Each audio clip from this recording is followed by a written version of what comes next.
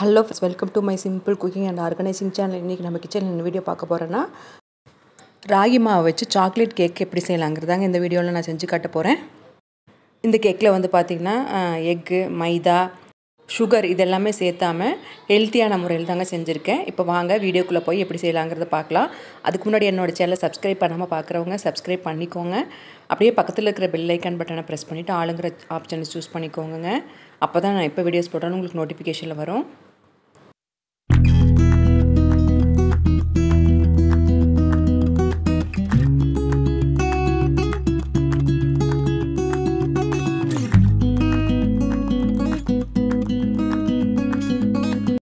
ஒரு மிக்சிங் பவுல் எடுத்துக்கலாங்க. அதில் வந்து பார்த்திங்கன்னா 1 கப் அளவுக்கு நாட்டு சர்க்கரை சேர்த்துக்கலாம். இது கூட வந்து பார்த்திங்கன்னா 1 கப் அளவுக்கு தயிர் சேர்த்துக்கலாங்க. புளிக்காத தயிராக சேர்த்துக்கோங்க. 1/4 கப் அளவுக்கு எண்ணெய் சேர்த்துக்கலாங்க. இது கூட 1 கப் அளவுக்கு காய்ச்சி ஆற வச்ச ரூம் டெம்பரேச்சரில் இருக்கிற பாலை சேர்த்துக்கலாங்க. இந்த 4 பொருளுமே வந்து நல்லா மிக்ஸ் ஆகட்டும். நல்லா கலந்து விடலாம். நாட்டு சர்க்கரையெல்லாம் கட்டி இல்லாமல் நல்லா மிக்ஸ் ஆகணுங்க. அது வரைக்கும் நல்லா கலந்து விட்டுக்கலாம்.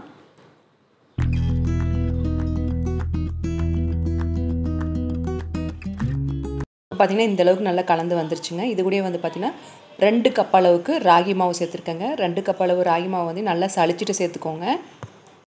இது கூட வந்து பார்த்திங்கன்னா 2 டேபிள் ஸ்பூன் அளவுக்கு கொக்கோ பவுடர் சேர்த்துக்கலாம். உங்களுக்கு விருப்பம் இருந்தால் இன்னொரு கூட சேர்த்துக்கலாம்.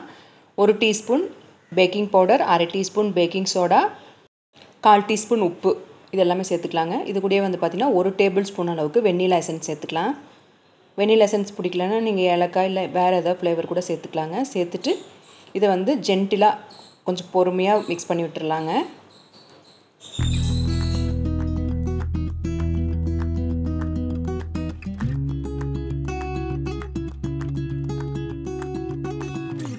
இப்போ மாவு மிக்ஸ் பண்ணும்போதே பார்த்திங்கன்னா மாவு நல்லா கெட்டியாக இருக்குதுங்க. அதனால் இன்னொரு 1/4 கப் அளவுக்கு பால் சேர்த்துக்கிறேன்.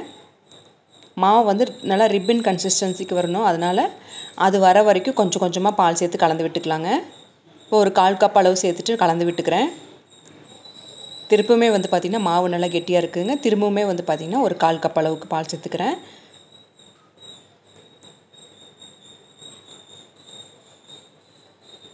இப்போ நல்லா கலந்து விட்டுறலாங்க.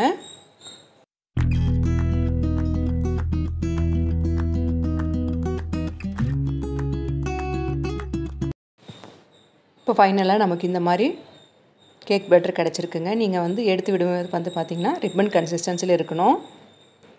இப்போ நமக்கு கேக் மாவு வந்து ரெடி ஆகிடுச்சுங்க.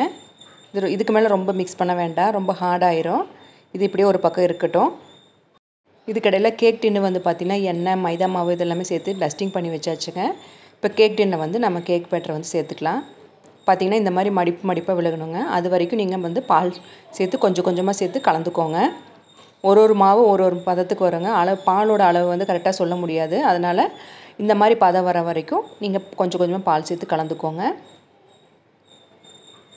ஒரு ஸ்டிக் வச்சு நல்லா கலந்து விட்டுறலாங்க. ஏர் பபிள்ஸ் எல்லாம் ஃபார்ம் ஆகாமல் இருக்கும். இதுக்கப்புறம் நல்லா டேப் பண்ணி விட்டுறலாங்க. நான் அவனுமே வந்து பார்த்திங்கன்னா ஃப்ரீ ஹீட் வந்து பண்ணிட்டேங்க. 180 டிகிரிக்கு 10 மினிட்ஸ் வந்து ஃப்ரீ ஹீட் பண்ணியாச்சு. அதுவுமே வந்து டைம் வந்து எண்டுக்கு வந்துருச்சுங்க. இப்போ நம்ம ஒரு சின்னதாக ஒரு ஸ்டாண்ட் வச்சு நம்ம செஞ்சு வச்சுருந்த கேக் பேட்டர் உள்ளே வச்சிடலாம்.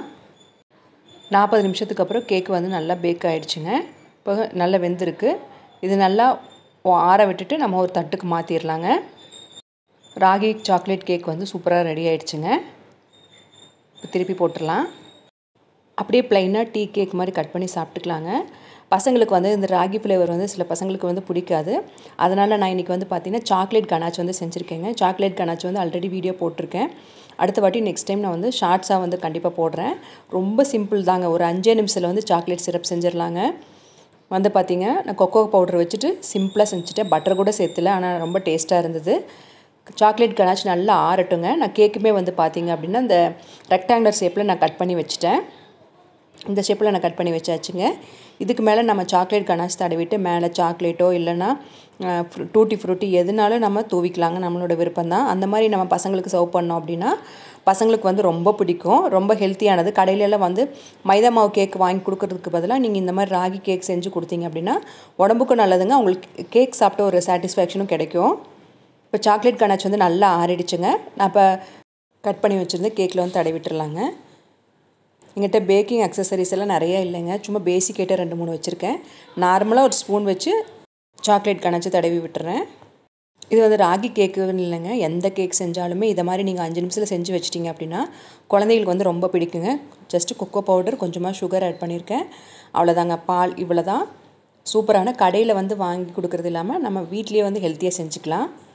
எங்கிட்ட வந்து டூட்டி ஃப்ரூட்டி மட்டும்தான் இன்னும் இருந்தது, அதையுமே வந்து தூவிக்கிறேன்.